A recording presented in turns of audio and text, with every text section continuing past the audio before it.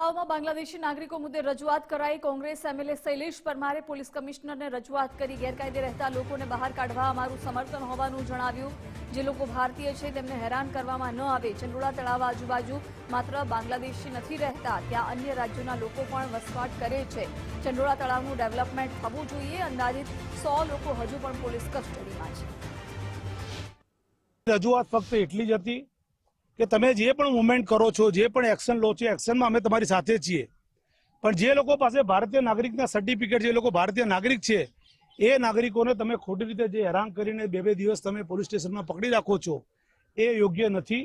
અને અમે એવી ઈચ્છીએ છીએ કે વર્ષોથી એકની એક મુવમેન્ટ ચાલે છે કે ચંડોળા તળાવની અંદર મોટા ભાગના બાંગ્લાદેશીઓ રહે છે।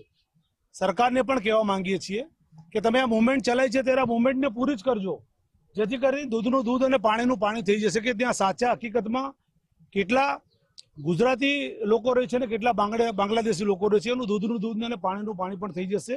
માટે કમિશનરશ્રીએ અને માનનીય ગૃહમંત્રીશ્રીએ પણ ખાતરી આપી છે કે જે લોકો પાસે પણ ભારતીય નાગરિકતાના સર્ટિફિકેટો હશે એ લોકોને 100% અમે છોડી દીધા છે અને બાકીના પણ અમે છોડી દેશો।